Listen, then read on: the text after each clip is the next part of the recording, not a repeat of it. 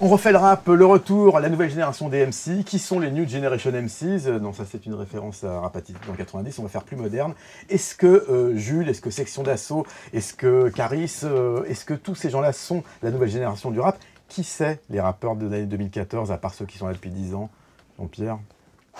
Ça, c'est une grande question. Ce qu'on constate déjà, c'est qu'il y a une difficulté pour cette nouvelle génération d'émerger. On a vu pas mal de nouvelles générations se succéder les uns les autres. Ouais. Pourquoi ils n'y arrivent pas? C'est la grande question. Bon, pour moi, déjà, c'est... Alors qu'il n'y a jamais eu autant de signatures de nouveaux. Ouais, c'est vrai. Toutes les majors ont signé des jeunes artistes, des tapes. Ça signe en major et en indé, c'est assez productif. Pourtant, ils n'y arrivent pas. Pour moi, c'est déjà un problème artistique, clair. Ça soulève surtout quelque chose, c'est le côté texte et écriture au bout d'un moment. Ouais. Et puis il y a surtout un truc, c'est que le rap, c'est pas mieux avant ou après, c'est que c'est mieux quand c'est différent. Ouais, et tous les rappeurs font quand même vraiment tous la même chose. Ouais. Il y a un style de production, alors qu'avant, t'écoutais les sorties américaines, t'avais Wu-Tang, t'avais Chronic, t'avais Biggie, et chaque mec arrivait avec un nouveau délire pour s'imposer. Et là, les mecs font tous une espèce de sous Rick Ross quand c'est Rick Ross, enfin c'est nul. Bah, le truc, c'est que c'est où tu es dans le texte, dans le lyrics, et dans ce cas-là, il faut que ce soit puissant au niveau de la plume, ou tu es dans des ambiances, dans l'énergie, des mecs comme Snoop ou des choses comme ça qui ont des flows juste incroyables, et il faut, pareil, exceller pour réussir à transmettre l'émotion. Il n'y a pas aussi une émergence de gros producteurs. On n'a ni l'un ni l'autre. Mais vous parlez de Snoop, de Wu-Tang, mais là, il faudrait parler de Black M, de Jules, de Sadek, de ce qui se passe ici quand même, parce que qui prétend faire du rap sans prendre position, c'était une phrase qui nous ramène aux années 90. J'ai hérité de la violence, ça afflue sur mes compositions. Qui prétend faire du rap sans prendre position? La réponse, à l'heure actuelle, c'est tous les nouveaux rappeurs. Il n'y en a pas un dans les nouveaux qui a vraiment un point de vue... pas politique ou militant ou simplement avec du fond. On en a marre de se casser le cul pour 8 € de l'heure, pendant que le PDG hésite entre jet et 6 cruisers. Et ce grâce à des diplômes falches en école privée. Et le cash craché grassement par des darons fortunés. On se demande quelle est la motivation pour prendre le micro, à part faire de l'oseille et serrer des meufs, c'est pas... Je vois pas de trop... Ou plaire aux gosses. C'est respectable. Hein, c'est respectable aussi. Vous savez, moi j'ai bâti ma vie là-dessus. Et tu n'es pas respectable. Non. Non, mais après le concept, la punchline pour la punchline, la technique pour la technique. Ouais, sincèrement, je veux bien, moi, la punchline pour la punchline, la technique pour la technique, mais c'est pas le cas. Est-ce que les punchlines de Fababy sont à la hauteur de celles de Lino d'il y a 10 ans, par exemple? Jaloux quand j'avance, mais quand je suis pauvre, ils m'aiment.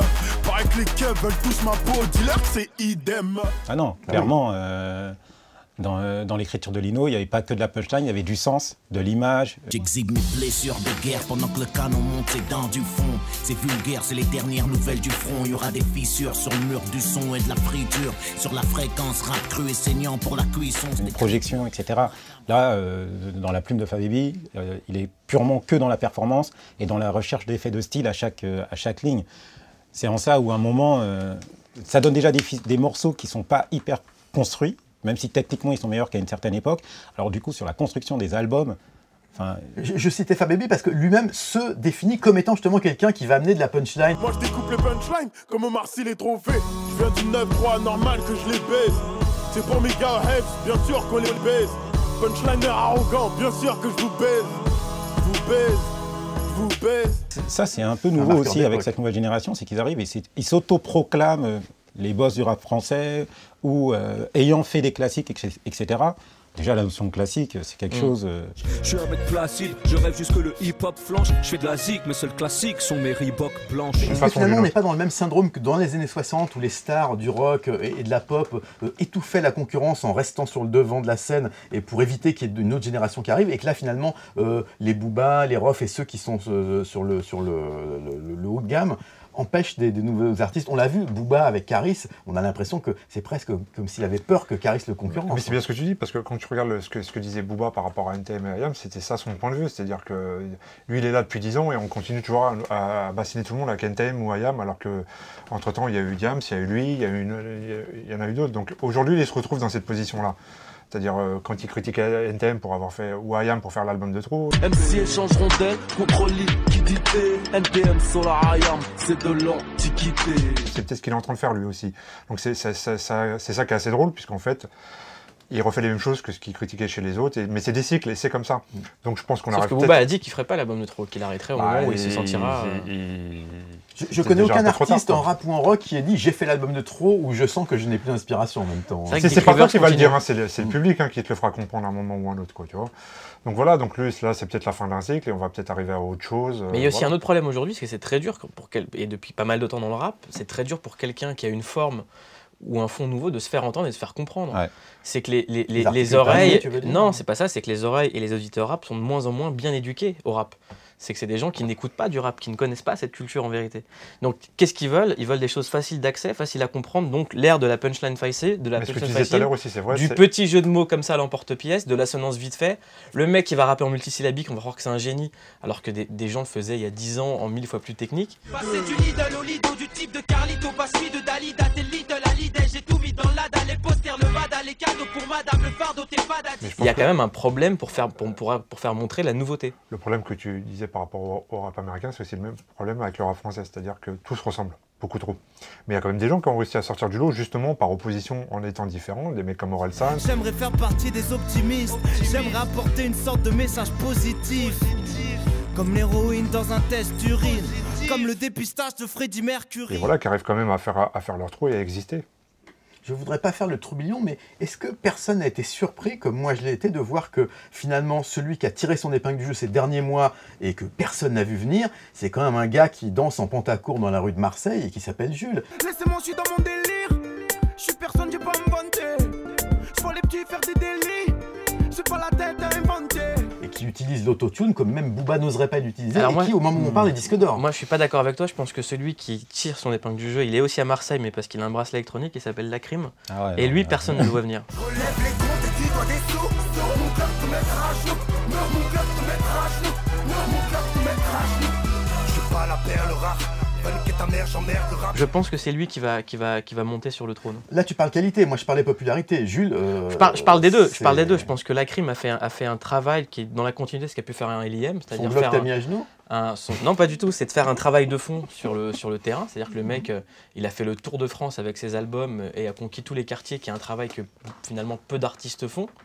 Il a eu ses histoires, il a signé, Il a fait clic. il a pris une direction artistique.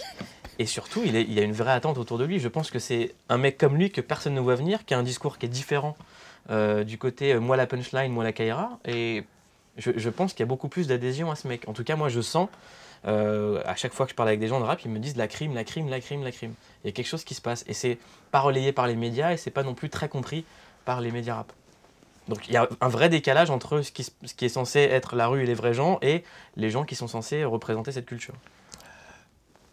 Parlons de Jules, puisque Non, tu as... Jules, je connais pas, mais moi je pense que des fois, il faut que tout se casse la gueule pour que ça reparte mieux. Donc c'est un peu nécessaire. Que la grande époque de Skyrock, où quand les magazines rap faisaient les artistes, ou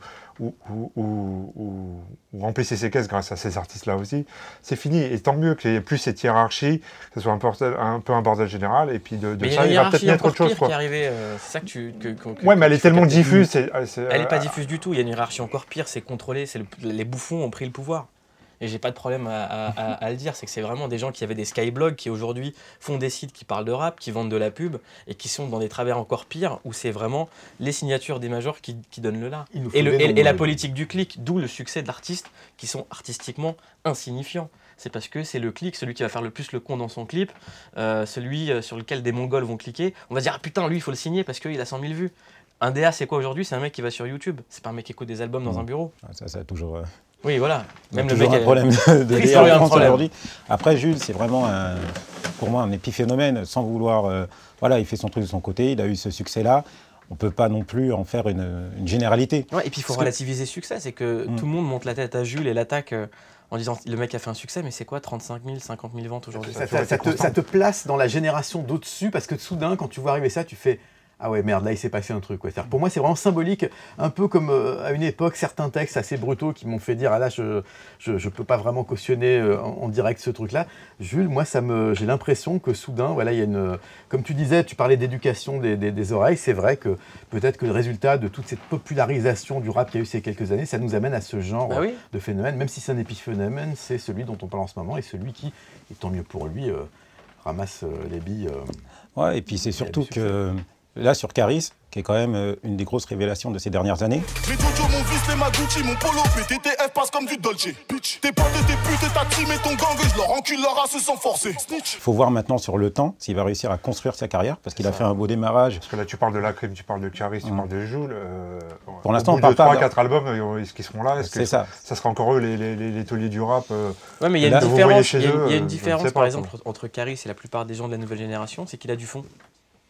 Ouais, c'est-à-dire qu'il il a une image, et surtout, on parle de l'époque où les mecs ont de la punchline dans le vide.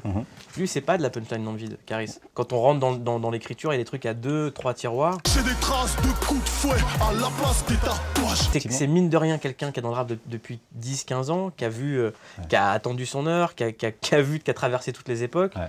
Thérapie, c'est un producteur qui est dans le rap depuis 20 ans. C'est des mecs qui ont dans l'éducation nationale. C'est pour ça voilà. qu'effectivement, excellent démarrage pour Caris, parce qu'il transforme l'essai avec un featuring, ce qu'on n'avait pas vu depuis très longtemps. Il enchaîne après, derrière, il arrive à capitaliser, ce qui était très rare aussi, parce que la plupart des gens qui ont fait des featuring n'ont pas réussi à faire carrière. Et après, il transforme l'essai avec son album. Parfait. Mais maintenant, on a besoin de voir sur les 2 prochains albums, ou ne serait-ce que sur le prochain. Mais pareil pour un mec comme Niro. Mais par contre, il y a quelque chose qui est important. Il avait quand même besoin d'être cautionné par quelqu'un de bien installé pour exister. En l'occurrence, Booba. Et pour conclure sur le sujet Caris, j'aimerais juste rajouter un dernier petit truc, c'est que Caris, il s'inscrit un petit peu dans la durée, puisqu'il est dans le film de Thomas Gijol, où il joue le rôle de Caris en studio. Et justement, il montre que le rôle de Caris, c'est un rôle, et c'est assez fort. C'est là-dessus qu'on conclut cette partie à tous. Ça prend une photo, vite fait. Easy life. Non, est-ce que je suis en mode vidéo là? Vas-y, pars, c'est mieux. Ouais. Pars, c'est...